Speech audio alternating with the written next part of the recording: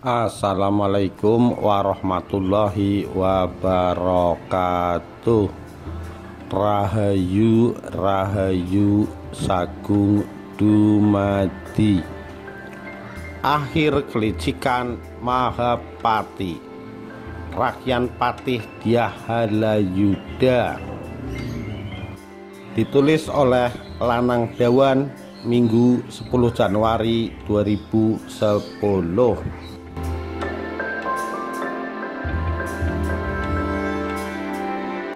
Mahapati adalah tokoh penghasut dalam sejarah awal Majapahit. Namanya disebut dalam Pararaton sebagai pemegang jabatan Rakyan Patih setelah kematian Nambi pada tahun 1316. Mahapati dalam naskah Pararaton dan Kidung Sorandaka dikisahkan sebagai tokoh licik yang gemar melancarkan fitnah dan adu domba demi ambisinya, yaitu menjadi patih Majapahit. Pada tahun 1295, Mahapati menghasut Ronggolawe supaya menentang pengangkatan Nambi sebagai patih. Sebaliknya, dia juga menghasut Nambi supaya menghukum kelancangan Ronggolawe. Perang saudara pertama pun meletus. Ronggolawe tewas di Sungai Tambak Beras.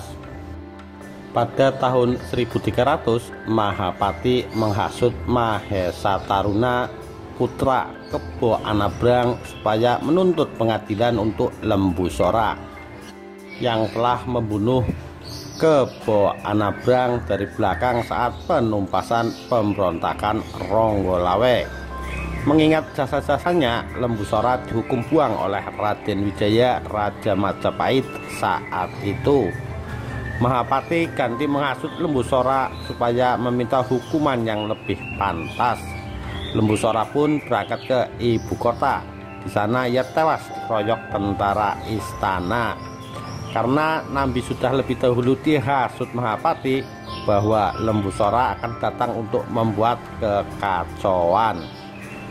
Pada tahun 1316, Mahapati mengadu domba Nambi dengan Jayanagara, Raja Majapahit saat itu. Ia menyarankan supaya Nambi memperpanjang untuk tinggal di Lumajang karena kematian ayahnya yang bernama Pranaraja. Sebaliknya, Mahapati juga menghasut Jayanegara bahwa Nambi tidak mau kembali ke Majapahit karena sudah mempersiapkan pemberontakan. Jayanegara pun mengirim pasukan untuk menghancurkan Lumajang.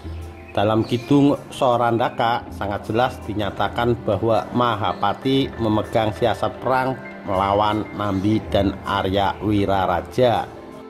Penyerbuan ke Lumajang ini berhasil dengan sangat baik. Karena sebelumnya Mahapati sudah menjadi orang kepercayaan raja, maka sejak Nambi meninggalkan Majapahit, Mahapati memegang peranan penting dalam pemerintahan Majapahit, seperti dinyatakan dalam Kidung Sorandaka bahwa Mahapati berusaha dengan berbagai cara untuk dapat menduduki posisi sebagai patih Majapahit.